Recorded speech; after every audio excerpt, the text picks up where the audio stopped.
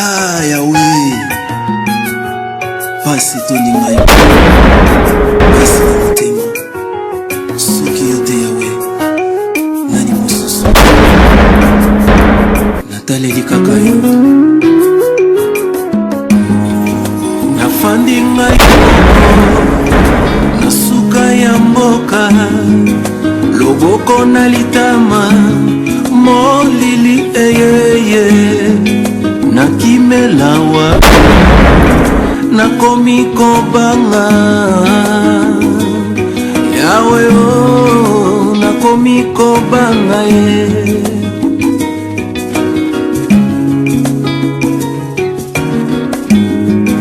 Bisika yo zali, fungola matoi yoyoka, mongongo ekobelela yo, nasuka ya mboka ye.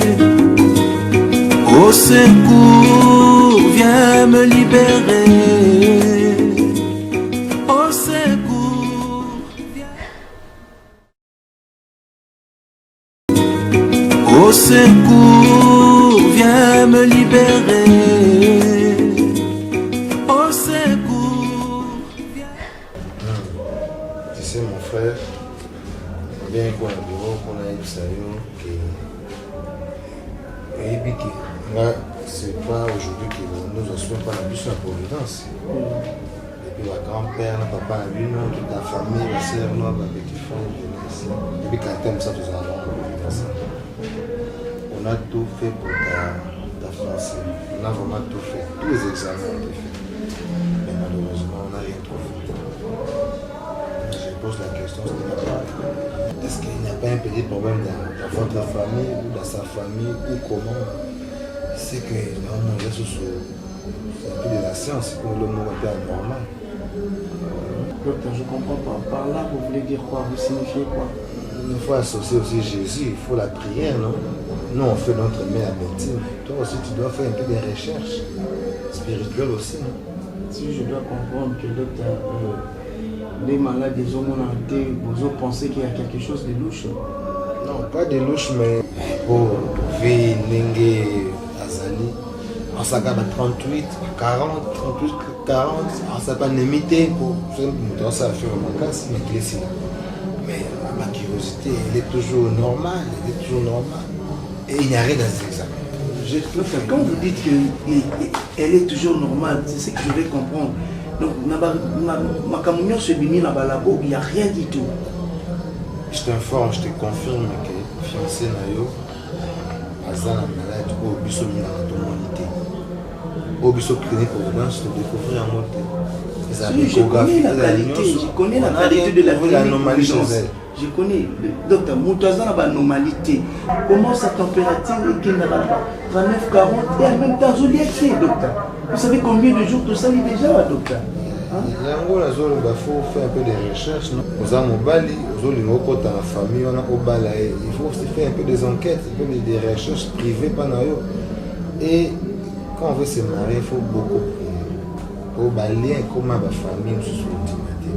Il faut vraiment prière beaucoup pour la solution. Pour chez nous, maintenant, là, non, ça a bien de sortir. Soko Ibana pasteur, il y a une personne qui chasse, qui est dans l'église, associé Jésus, on peut trouver une solution.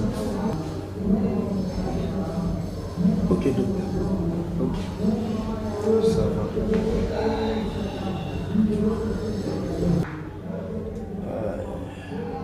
Bon, docteur, Nazaka c'est le colonna Matalae. Ah, Ngai, pas de problème, docteur. Courage, hein? Ok, docteur. Ça va, courage.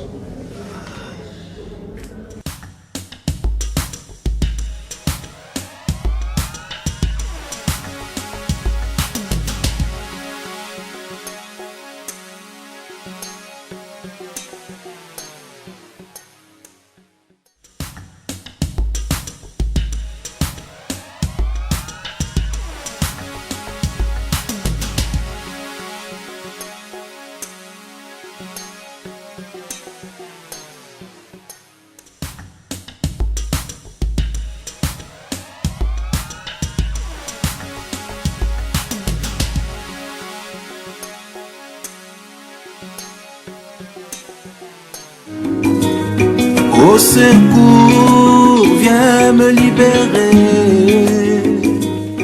Au secours, viens.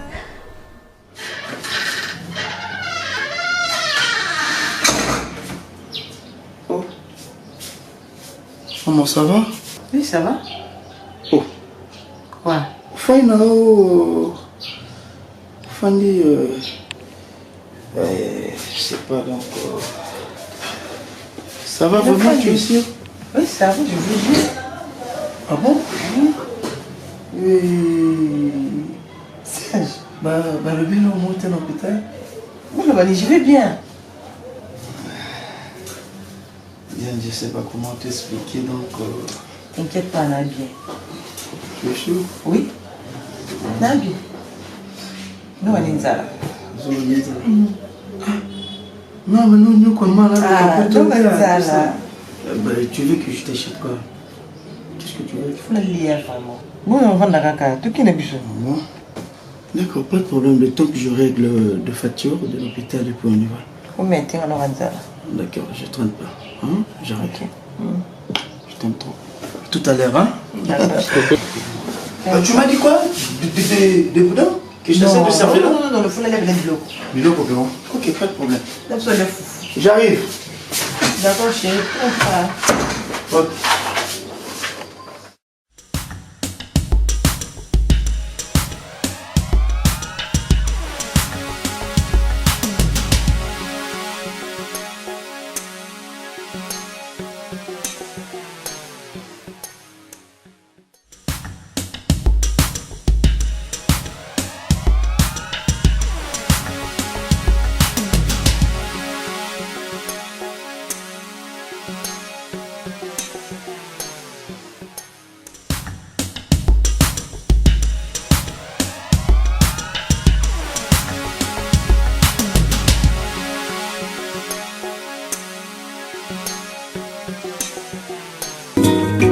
Au secours, viens me libérer.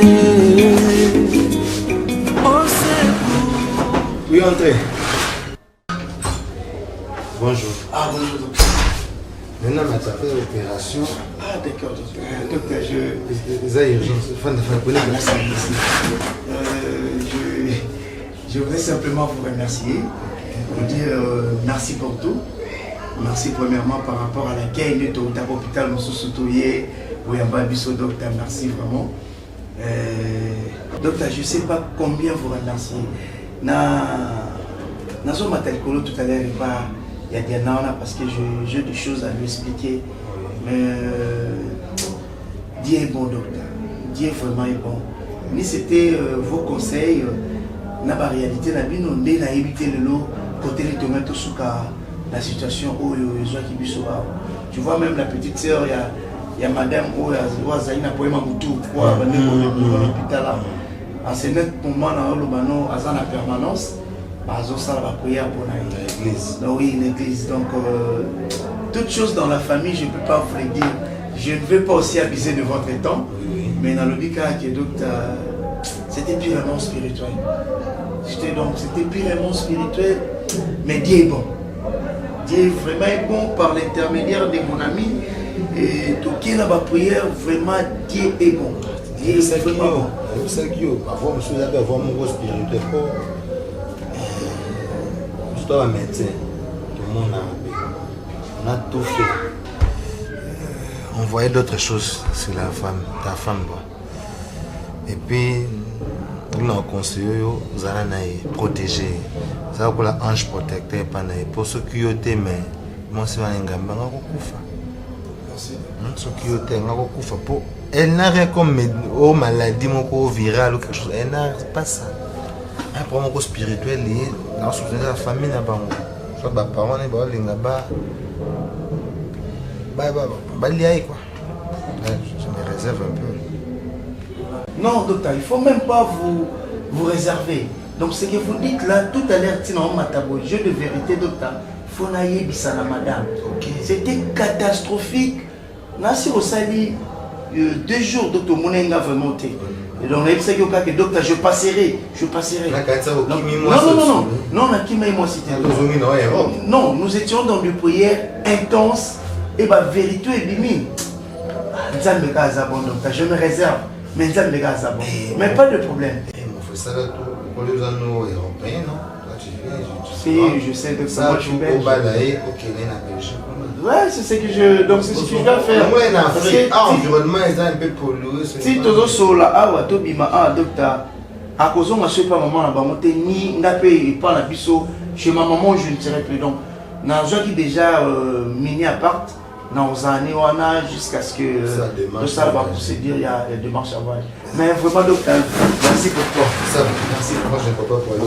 Bon, moi, je suis là-bas en haut, dans sur l'année, et puis. Tu as la signature dans ta porte. Ça va dès que je peux. Merci beaucoup. Merci docteur.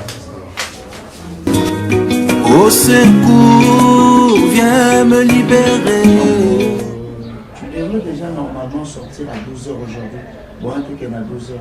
Alors, on attendait simplement la signature du docteur Guélan, parce que c'est lui qui était le docteur en chef, il y a Makamboulogno surtout. On attend sa signature, ce qu'a posé. Sur la providence. Mais non, attends.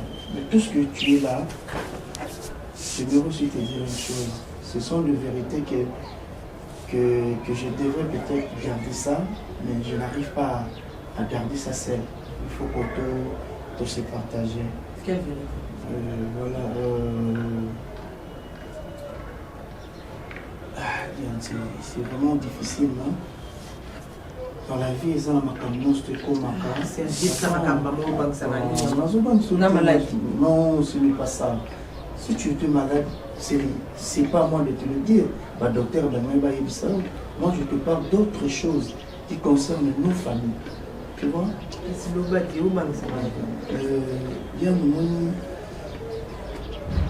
Ma vie est au bout de ma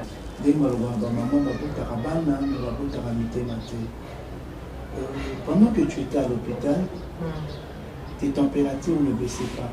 On a tout fait ici. Le balai de l'hôpital, nous sommes avant toi à la Providence car on était toujours avec ta petite sœur Aïda. Ta maman ne venait pas. Maman Bakata ne venait pas. Alors, tes températures montaient toujours à 40. Il y a des fois 39 ou 8. C'était difficile au matin à 38. C'était toujours 40 au lit. 40 toujours. 39, 40, 39, 40. Maintenant, le docteur, on m'a dit aussi l'été. Des perfusion, la salle d'examen, on n'a rien trouvé. Alors, un soir, j'étais tellement fatigué, Nazaraki a dit, ici le docteur, le docteur Boutalae, le temps que je rentre à la maison, on a trouvé moi quelque chose, tout ça. Et pendant que je partais à la maison, à ma grande surprise, on a continué le pango, on a mis un peu manqué la nappe. On a la dispute na kati ya ndako ya biso bato mibale bazoswana alors ntongo bato bazoswana wana na mama azodiskute na nani nameki mpe otala namoniki azodiskute na mama na bino na mama Nicole. Ok, alors makambo babandaki koloba wana Diane ntango natie litoi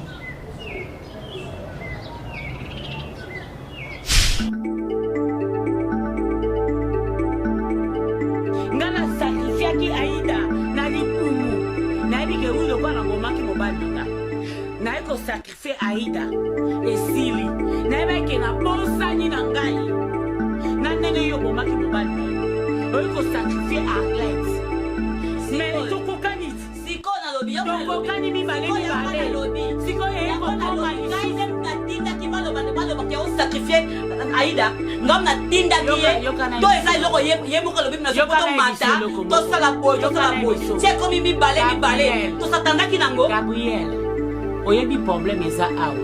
Oh, mutu oyo alanda moninga. Yene basilisaka ye nyonso.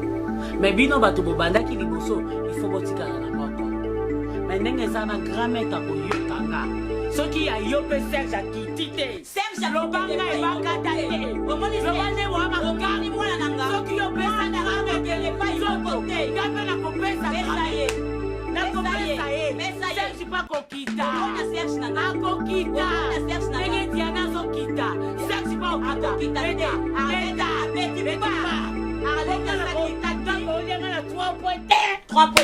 Mama mobali na ngana teka ya kenda kinde soba ngai te wana soki na mibale lokwa na liaki tata na bango na lepe Arlette ekoki wana Serge kokende pa ite na ndimi kuko grand maître apesa ngata puissance mususu na boma ta bana misusu libanda okay oboneza wana asa obolidia akufa pete nazosolola na grand maître akokufa te olekanga na koloba ma leka beza pa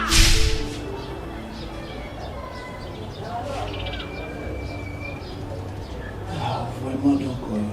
Non. Non, c'est pas vrai. Quoi? Il y a mon ami sur terre. Ma maman chérie. Ta maman.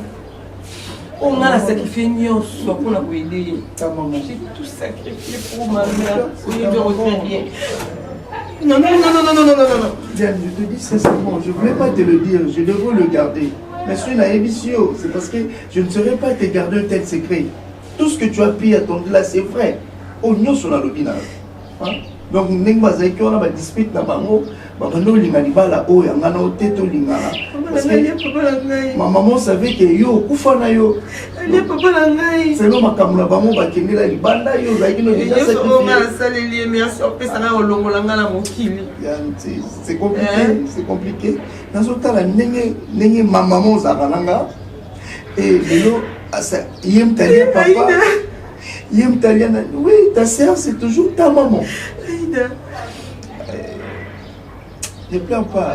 Grâce à Dieu, là, ami, pasteur Nabango, c'est par là que j'ai tout compris.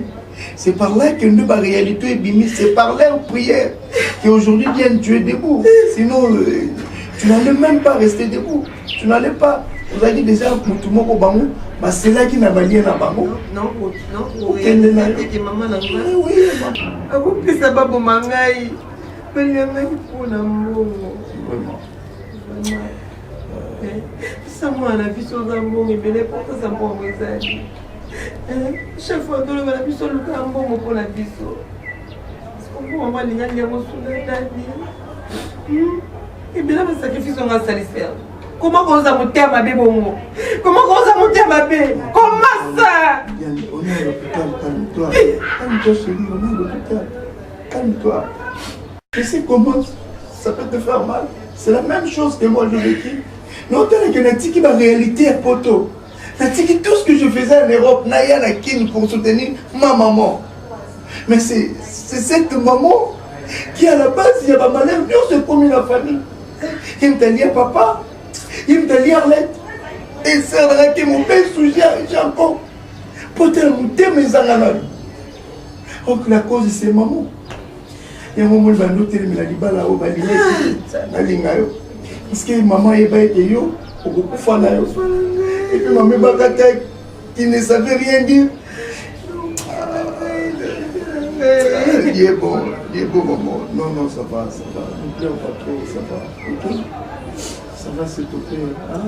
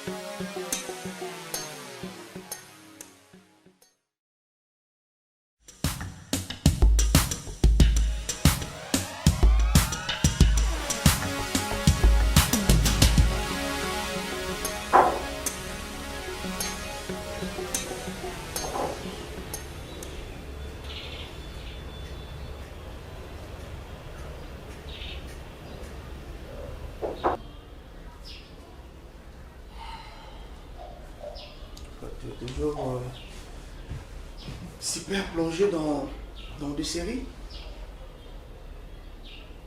Super plongé dans des séries. Maman.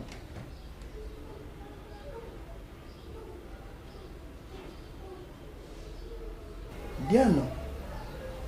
Quoi? Tu pleures? Oh là là, maman. Hein? Quoi encore? Norakanda. Non. Faut que tu arrêtes. Non, Norakanda Makas. Regarde, je vais te dire une chose. La colère n'arrange rien. Tu vois, estime-toi plutôt heureuse. Il y a beaucoup de la chance dans mon avis. Parce qu'en ce net moment, tu pourrais revendre la beauté, tout sur la ligne, tout sur. On pouvait peut-être être des cadavres. C'est par la grâce de Dieu qu'on est là. Hein, maman? Et quand tu pleures, tu mets encore la colère en toi, donc ça n'arrange pas. Hein? Tu te souviens de ce que le pasteur nous a dit. Il faut rester dans la prière. Regarde. Oui, mais ça me fait toujours mal, Serge. Je comprends. Attends. Maman n'a pas ma maman chérie. Et j'ai tout sacrifié pour l'aider. Serge, je peux imaginer.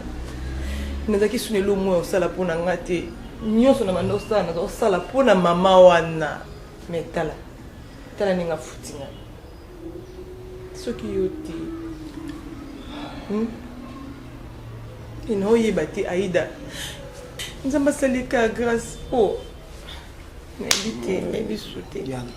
regarde. C'est d'ailleurs notre prière, c'est aussi notre souhait. Ok?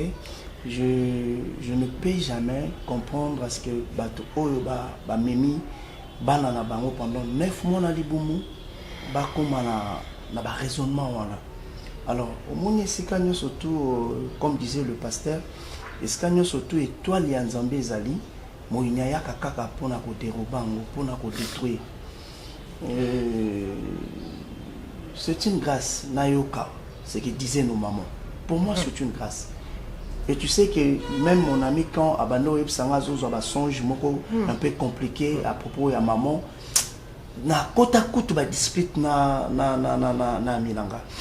Tant nga moko na yoka kayango na matoi nanga, tu t'es bouleversé. Mais nous avons maintenant plus le temps de vivre dans le passé. Nous vivons maintenant le présent. Aujourd'hui, Dieu chez toi. Ça, c'est pas naïodien. Malgré on les loue pour l'instant, mais c'est pas naïo. Et pas il y a bien une photo comme en Belgique. Hein, ne t'en fais pas. Je ne veux pas te voir pleurer comme ça. Moi, ça me fait mal. Je veux plutôt te voir tout joyeuse, tout rester dans ma bonne de lit pour na kaya Aïda. Mais je sais que le Seigneur nous fera toujours grâce. Hein, maman? T'inquiète, arrête ça. Hein? J'aime quand tu souris, hein, s'il te plaît. J'aime quand tu souris, quand tu es en forme, et moi ça me fait du bien. Mais sinon, quand tu n'es pas en forme, tu te soucies encore davantage. Au monde et ça m'a béni. On doit toujours leur pardonner. Ils ne savaient pas voir ça là. T'es bien, il faut pardonner. Non. Non, non, non, prêt à pardonner, Serge, s'il te plaît. Tikanga bongo. Bon. Elle est méchante. Méchante, maman, égoïste. Je comprends. Moi aussi, je n'avais pas la place pour pardonner ma mère, mais pour l'instant, on a vraiment sentir moi, il faut aller kaka. Tu vois, il faut aller mais tant on a là, c'est que vraiment, elles peuvent faire, aller à papa, aller à Arlette.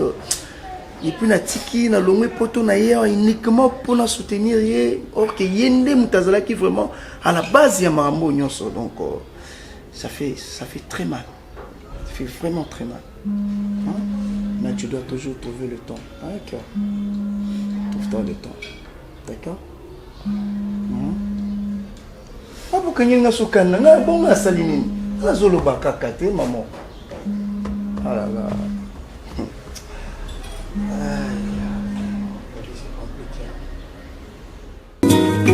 Au secours, d'amour, viens me libérer.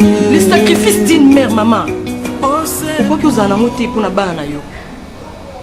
Non, mon maman se sacrifier pour la bana bango. Maman, ngala mona mwasi mona robe kra moko liputa lataka. Alobi na ngabi mona na ngandungo moni ngala robe liputa oyo. Na kokata ko tia maquillage te. Nyonso na sala na sa moyi oyo na lukila bana ngap baza bien. Yo ko sala ngote maman. Ou bandi na ko sacrifier propre mobali na yo. Eh maman, ou bandi sacrifier papa na biso. Leki na ngai do commissaire ngo commissaire wana. Engai na lekana. Pourquoi maman? Mbongo ngolingo sela nani? Ongotika na mbongo ebele pour ça na ngo nini maman na ngai? Ata bolingo ya mukie pona biso bana yo. O mema 9 mois na libuma. Mozaki na ngote. Non mona baninga ba oluka mbongo mais chaque fois ça ba dim. Ba offrande l'église maman. Ezaki meilleure façon oyo linga ko protéger biso baninga ba okepe sa offrande pona ba via bana na bango. Eloko yo lingité et comme la biso maman comment cause moté en bête na niveau ko et bon so na kutana na Serge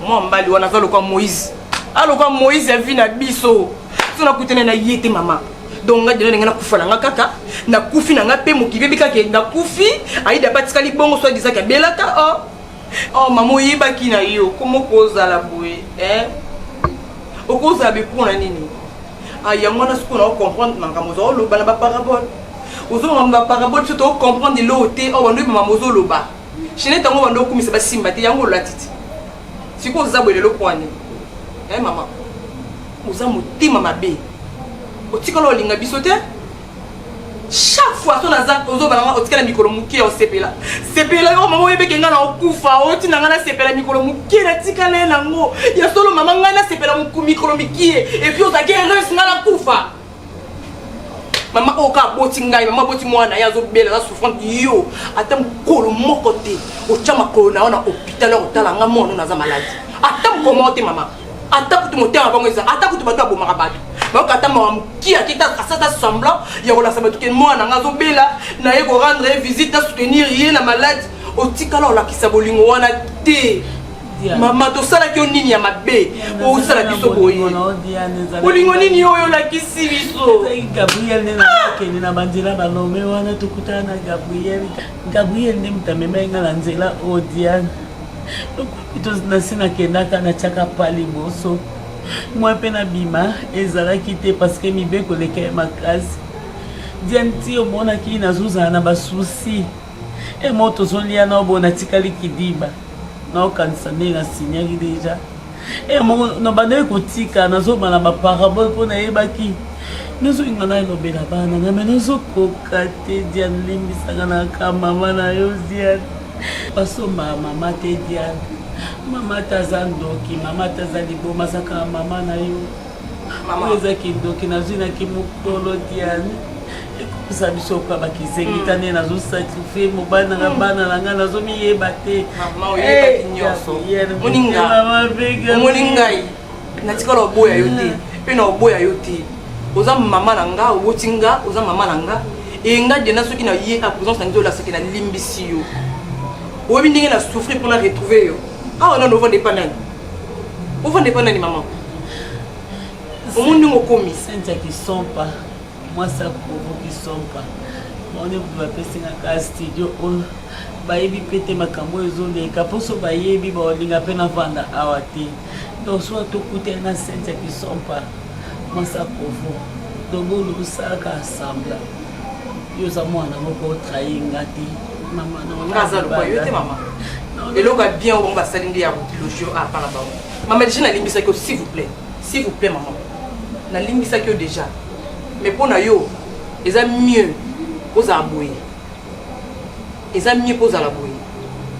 gloire à Dieu mpo nzambe agarde yo en vie mais fo ozalaka boye omona mpasi biso tomoni ose corrige na berere na yo yo fo zalaka balogi ovandaka zala na oka boye yo zalaka boye biso tosepela na fi mama na sacrifia mo jeunesse nanga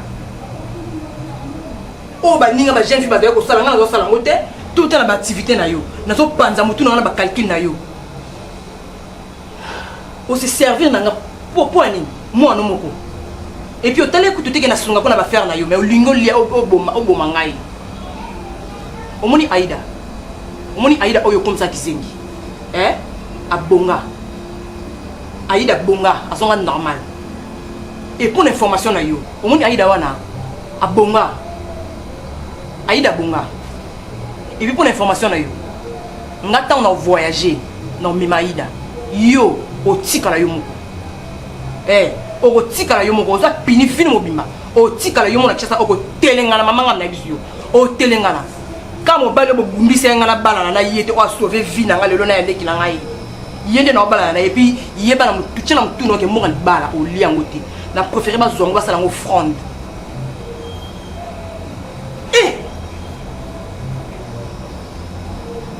obi yango nga sino le kanzela moni ba mao ya modèle ko yo senga mo na nzela na ndimite na ko pese mbongo na intimité et puis un jour to ba ono tenga na kishasa ba utina ngo mwasi ba botaka te na vie na ye abotaka te na vie na ye oza na réponse mala mo pesa bango oza pe na réponse mala mo pesa bango comment ko bota ba no mo ko na libumu no o sacrifier bango nga la place na yo ngane la ko se sacrifier pour na ba nanga o c'est égoïste maman o lingenyo so za pona yo eza la faveur na yo poani ozala na mobali te ozala na bana te ozala yo mo ngoli yango yo moko balinga babota bana ba sa mo pona bana bango ata mali pamogela mama pona bana yo te olingi chacho osala chacho bien na simananga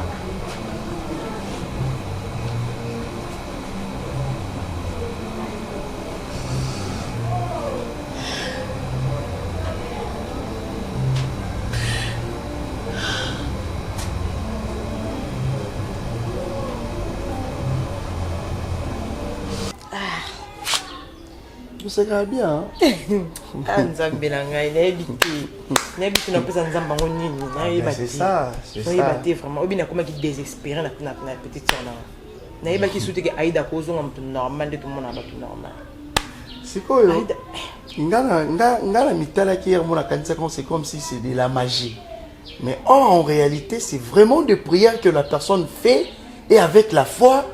Donc ngamona mituni mais babiloko biso libanda kuna ezaka soki bazo sala bobi en Afrique ce sont des aventures mais c'est que moi-même j'ai vécu dans la témoignage. Ouais, et le que compta plus eza kondima ya mutu. Oui ba ko peso kama ya pamba oba toki na robinet ba tiena ko ba sambelika. Yo moko nde soko zo croire. Au monde mille maladies pelongo. Mais so on dimi na ote. Okuka nga pasteur aventurier ni bato so ba lobaka. Pasteur aventurier et magie et bona non.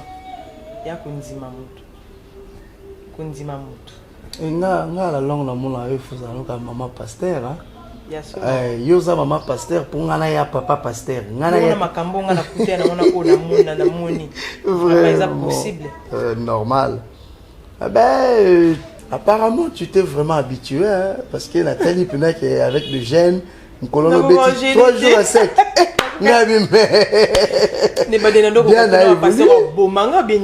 Ah maman tika bisonyo c'est là qui c'est compliqué mais tellement tout lingi ba résultat bien voilà bon je devrais encore te dire quoi ceci n'a rien ali ndenya Aïda a retrouvé ba bon sens naé je pense que on n'est pas vraiment encore pour plus longtemps Kim déjà là-bas né ba démarche nous des otambola ils m'ont répondu correctement. Parce que Mikana moi Miki était calé bien mal na mairie na bisokuna sur la sélection après avoir préfecture tout et tous les ans réglo après to calé ba date avoir et je on y va là ça problème ta baby bon si maman ka il dans des styles na moboyi to qui na biso alors pour maman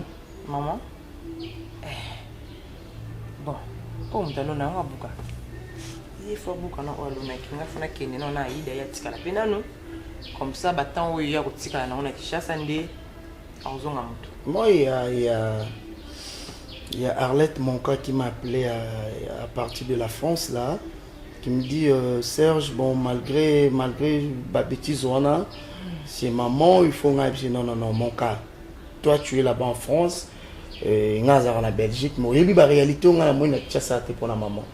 Mais je regrette parce que là, lopango yango lelo nazoyoka avec babiloko mosusu azalaki nango famille ya papa ezo réclame ezo bon nalingi mpena kokota na badetail mais moi je m'en fous hein. Moi je m'en fous parce que la vérité a éclaté donc bato bayebi makambo maman banaye osala et c'est regrettable. Pourquoi n'était pas continuer à finir avant? Bah on continue on va opesa banani biso oza derrière yeso ba continue finir avant totane ko isuki là bas nga vraiment nga na ndena sabi na oka nazoka conseil na yoka ka bato ina sali kam na yoki ba pe bato na juger sur na sa ndeni mais cette fois-ci na posa na mi yoka na ngamo ko na za so yoka bato te webi camarade na dit le chic wa ya Belgique bozaki ne ben si tu as vraiment une sœur, à part Aïda, elle aussi fait partie de ta famille. La soutien. Pourquoi? Pour na maman zaka maman va changer maman te. Ebi Nadine na bisinga lobi akoki même to voyager famille mobimba. Ceux qui na za pour son maman te, maman afanda na ye pas Nadine. Oh. Attends na za pour son mon était d'essentiel à la bonne santé. C'est ça le problème parce que malgré maman na bangwana nous voulons que bah se repentir. Hein? Alors le bisanga te n'habite il faut solo anaye. C'est tout à fait normal à yoka pasi wana ndenge yo pozo yoka ngo. Yene moté en nene. Voilà, c'est ça l'essentiel. Mais ça ira. Yo je sais que tu finiras toujours par pardonner. Mais nazana na kinte, na kinena. Au secours, viens me libérer. Au secours. Donc toi tu es plus mixte quoi. Le kingai au sani sisuna ya basi. Tu me doutes. Ah t'exagères. Sérieux, regarde. J'aime pas quand tu me regardes comme ça.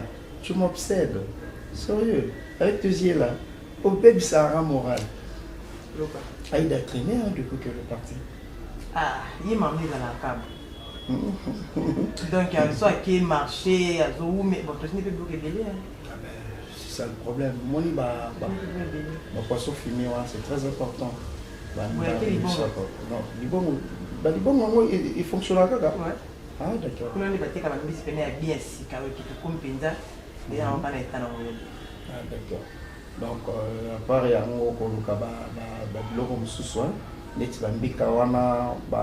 un pipi la poussière. Pipi la poussière aussi, faisant. Sérieux, je te dis. Mais les années. Et là, les beaux sont pendés au côté de Mika. Maintenant, ce qu'on bon, il y a ça. Bon. Bon. Batman a ton nom Bazali. Mais le pas nom Bazali. Maman Bazali. Il y a trois nains. Avant d'avoir. La vie n'a pas qu'est-ce que j'allais devenir. Sincèrement, avec tout ce qu'on a passé ensemble, tout ce qu'on a vécu, tu es une femme forte. Et c'est grâce à toi qu'aujourd'hui je suis ce que je suis. Tu vois?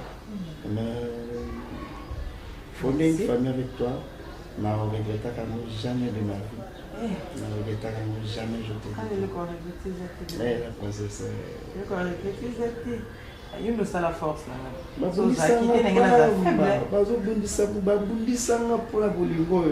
Et pourtant c'était toi. Donc ma préférée. Yo. Ma moitié. Yo. Mais c'est toi. Tu mérites mieux. Merci vraiment. Mais dans le vrai sens, même tes cousins à toi, ce que tu as la bonne amie sur le monde. Parce qu'on vient direct de nous regarder. On fait du sport. Parce que tu vas fixer ma montée, pourquoi? Ben oui, parce que vous avez mis sur le genou. Ah mais sérieux? C'est qu'il a le fixé par contre. Ah, on va le fixer par contre. Non, quand même, oui. Ah mais c'est ça le problème. Hein? Si Nathalie, on a mis Satan avec moi, on a mis Satan dans un faible devant toi. Ouais, que ta beauté m'envoûte du jour au jour. On se pose à la faible. Mais oui, hein. Faible. Sérieux? Ouais. Regarde ça. C'est comme si on t'a taillé à moitié, même dans la même. Yo, vas-y, on a taillé en ça là. Vraiment. Ah ouais. Zamazon t'a en donc, pas si une telle beauté, ta maman voulait simplement. Ah non. Le monde est méchant. Même maintenant, ça va côté obscur, on a tessé les cas. J'ai tout. Mais tu m'avais dit que tu l'avais trouvé. Pourquoi naïe donc pourquoi t'as une dingue? Vraiment? Et tu l'avais même pas dépanné? Non. Pas du tout. Non. Non, ça l'a motif. Comment les hommes dis-moi un moment encore t'as il y a du passé, c'est que dans le moment il y a passé. Il va plus passer les là. Vraiment.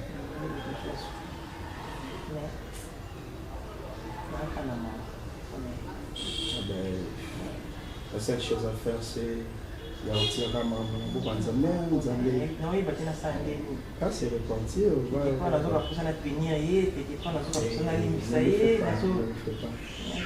La vengeance et le reste là appartient à Dieu. Donc, laisse Dieu la juger et puis le monde, quoi. Dieu m'a quoi dit quand est-ce que Nzamba a frappé à côté ça est bon. Sinon, nous n'avons pas besoin de ça, le va changer. Ce n'est pas simplement ta maman. Elle aussi, ma maman aussi. Donc, ma maman est belle, va bon. Il y a solo, hein? Il y a un monsieur malheureux. Oui, il y a un mot qui trahi, mais aux autres sacrifiés, sans pour autant aussi gêner aux capacités. Ma maman chérie. Cette fois-ci,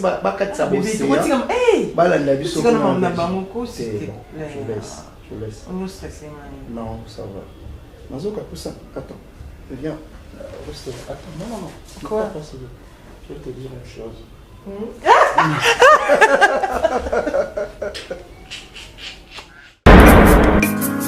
Ah, Yahweh. Pasi toninga yo. Pasi motema. Soki yo te Yahweh. Nani mosusu. Nataleli kaka yo. Nafandi ngai na suka ya mboka. Loboko na litama. Molili eyeye. Nakimelawa. Nakomi kobanga Yahweh.